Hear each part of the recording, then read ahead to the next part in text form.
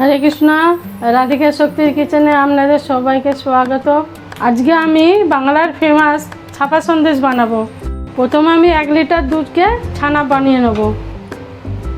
এবার আমি citric acid একটা গ্লাসের মধ্যে গুলে নেব। সাইট্রিক অ্যাসিডের জলটা আস্তে আস্তে করে দিয়ে দুধটা কাটিয়ে নেব। কেটে যাওয়ার পর ছানাটাকে একটা কাপড়ের মধ্যে ছেঁকে নেব। ছানার জলটা ভালো করে বের করে নিচ্ছি। এবার আমি ভালো করে মেখে সফট করে নেব।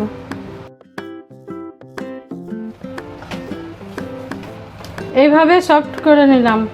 তারপর আমি কড়ার মধ্যে আধ বাটি দুধ দিয়ে দিলাম। দুধটা আস্তে আস্তে করে নাড়তে থাকবো মিডিয়াম গ্যাসের মধ্যে। এই দুধের মধ্যে আমি 100 গ্রাম চিনি দিয়ে দিলাম। আপনারা যদি আরও মিষ্টি খেতে চান বেশি, তাহলে 150 গ্রামও দিতে পারেন।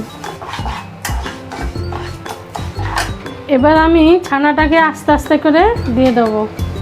দিয়ে এটাকে আস্তে গ্যাসের মধ্যে এবার নাড়তে থাকবো।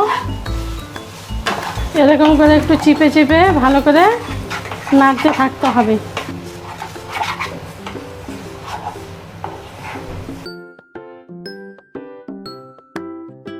দেখুন কড়ার থেকে ছেড়ে গেছে, বুঝে নেবেন যে এবার সন্দেশটা হয়ে গেছে। এবার আমি গ্যাসটা বন্ধ করে দিলাম, দিয়ে কিছুক্ষণ ঠান্ডা করে নেব। সন্দেশগুলোকে এবার সাইজ করে পাকিয়ে নিয়েছি।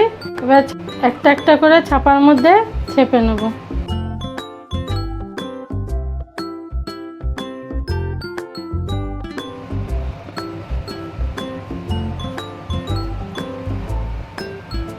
বাংলার ফেমাস ছাপা সন্দেশ হয়ে গেছে। ভালো লাগলে ভিডিওটা লাইক, শেয়ার আর সাবস্ক্রাইব অবশ্যই করে দেবেন। হরে কৃষ্ণা।